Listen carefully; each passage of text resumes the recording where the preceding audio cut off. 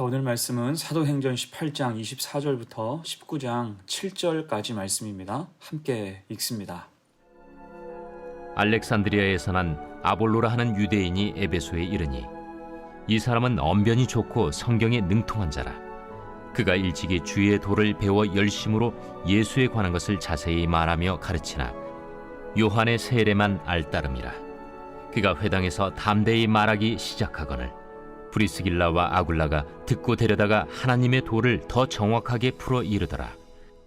아볼로가 아가야로 건너가고자 하므로 형제들이 그를 격려하며 제자들에게 편지를 써 영접하라 하였더니 그가 감에 은혜로 말미암아 믿은 자들에게 많은 유익을 주니 이는 성경으로서 예수는 그리스도라고 증언하여 공중 앞에서 힘있게 유대인의 말을 이김이러라.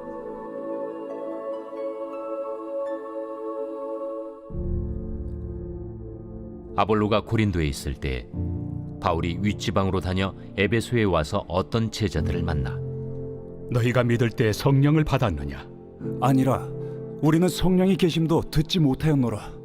그러면 너희가 무슨 세례를 받았느냐? 요한의 세례니라. 요한이 회개 세례를 베풀며 백성에게 말하되 내 뒤에 오시는 이를 믿으라 하였으니 이는 곧 예수라. 그들이 듣고 주 예수의 이름으로 세례를 받으니 바울이 그들에게 안수하매 성령이 그들에게 임하심으로 방언도 하고 예언도 하니 모두 12사람쯤 되니라. 에베소에서 있었던 일이란 제목으로 말씀 증거합니다. 2차 선교 여행을 하면서 바울은 많은 핍박과 위협에 노출되어 있었습니다. 급기야 도망을 치면서 아덴에 건너갔고 의미 있는 실패를 경험하고 나서 고린도로 나아갔지요. 그곳 고린도에서 바울은 귀한 동역자인 브리스길라와 아굴라 부부를 만나게 됩니다. 그 부부를 만남은 하나님의 격려와도 같았어요. 천막을 만들면서 같이 생계를 꾸리게 되었고 또 말씀을 가르치고 복음을 전하는 귀한 시간을 보내게 됩니다. 그렇게 바울은 고린도에서 1년 6개월 동안을 머물렀어요. 그러다가 이제 2차 선교 여행을 마무리하면서 바울은 안디옥 교회로 돌아가는 길에 잠깐 에베소에 들러서 복음을 전하고 교제한 후에 브리스길라와 아굴라 부부는 그곳에 남겨 머물게 합니다.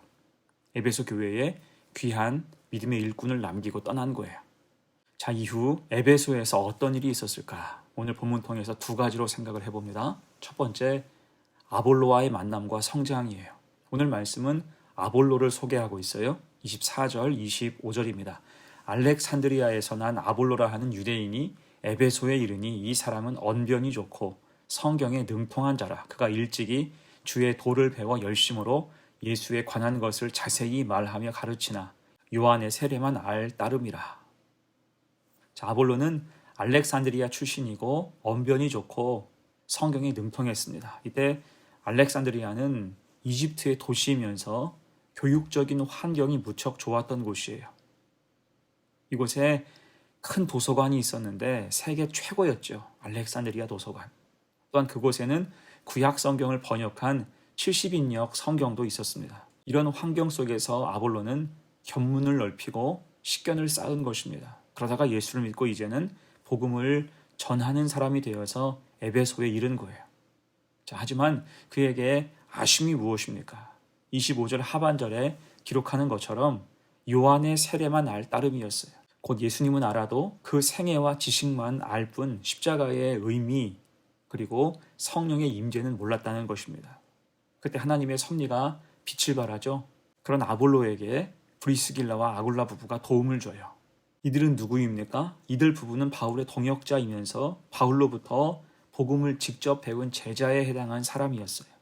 26절 보세요. 그가 회당에서 담대히 말하기 시작하거늘 브리스길라와 아굴라가 듣고 데려다가 하나님의 도를 더 정확하게 풀어 이르더라. 아멘. 곧 이들은 아볼로를 보면서 안타까웠던 거예요. 그 선포에 가장 귀한 게 빠져 있었기 때문입니다. 그래서 아볼로에게 하나님의 도를 정확하게 풀어줘요. 그 부족함을 이들 부부가 메워주는 것입니다.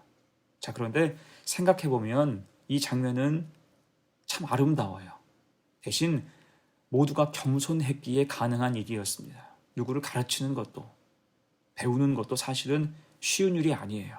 지금 아굴라 부부와 아볼로 모두 조금이라도 자기 자존심을 세우고 자기 생각과 고집을 고수했다면 애초에 가르치지도 못했고 배우지도 못했을 거예요. 누가 누굴 가르쳐? 알렉산드리아에서 공부한 나를 감히 누가 가르쳐? 기분 나빠했을 수도 있고 고작 그런 실력으로 무슨 복음을 증거하겠어 얕잡아 볼 수도 있었습니다. 하지만 겸손으로 서로를 대할 때 복음의 온전한 전수가 이루어진 거예요. 연약함이 채워지는 것입니다. 여러분, 그래서 성도에게 필요한 것이 무엇입니까? 겸손함이에요. 성경을 모르는 것은 흉이 아닙니다. 기도를 잘 못하는 것은 약점이 아니에요. 겸손히 배우고 익히고 구하면 그 사람의 영적인 실력은 갈수록 성장합니다. 그런 겸손함이 여러분 속에도 있기를 간절히 바랍니다. 자, 그랬을 때 오늘 아볼로는 더 강력하게 일할 수 있었지요. 27절, 28절 봅니다. 아볼로가 아가야로 건너가고자 하므로 형제들이 그를 격려하며 제자들에게 편지를 써 영접하라 하였더니 그가 가매 은혜로 말미암아 믿은 자들에게 많은 유익을 주니 이는 성경으로서 예수는 그리스도라고 증언하여 공중 앞에서 힘있게 유대인의 말을 이김이러라. 아멘. 이제 아볼로는 아가야 지방 고린도에 가서 제대로 된 복음을 힘있게 전파하게 됩니다. 어떻습니까? 은혜의 흐름이 선명하죠. 곧 겸손함으로 믿음을 감당할 때 하나님이 채우시고 하나님의 인도하심대로 사명의 길을 가게 된다는 것입니다. 그래서 늘 하나님과 사람 앞에서 겸손함을 가지고 일할 수 있는 복된 성도가 되시기를 간절히 축원합니다. 아멘. 두 번째예요. 에베소에서 있었던 일 두 번째, 새로 전도 여행을 시작하게 돼요. 사실 바울의 3차 여행에 대한 첫 언급은 18장 22절 23절이에요. 오늘 본문 바로 위에 있는 말씀. 가이사랴에 상륙하여 올라가 교회의 안부를 물은 후에 안디옥으로 내려가서 얼마 있다가 떠나 갈라디아와 부르기아 땅을 차례로 다니며 모든 제자를 굳건하게 하니라. 아멘. 2차 전도 여행이 끝나고 얼마 있다가 바로 3차 전도 여행을 시작한 것입니다. 그리고 여러 곳을 들려서 오늘 19장에서 에베소에 바울이 도착한 거예요.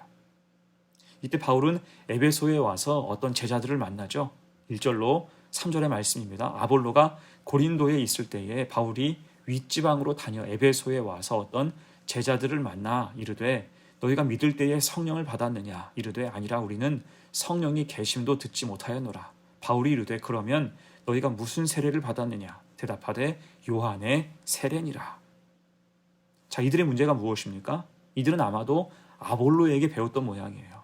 아볼로처럼 그래서 요한의 세례만 알고 있었고 성령은 전혀 알지 못했습니다. 가장 중요한 것을 알지 못하고 있었던 거예요. 그래서 바울이 어떻게 합니까? 4절 말씀, 바울이 이르되 요한이 회개의 세례를 베풀며 백성에게 말하되 내 뒤에 오시는 이를 믿으라 하였으니 이는 곧 예수라 하거늘. 그러니까 바울은 그 배움이 끊어진 부분부터 다시 가르치는 거예요. 요한의 세례와 예수 그리스도의 은혜, 성령의 역사를 연결하는 거죠.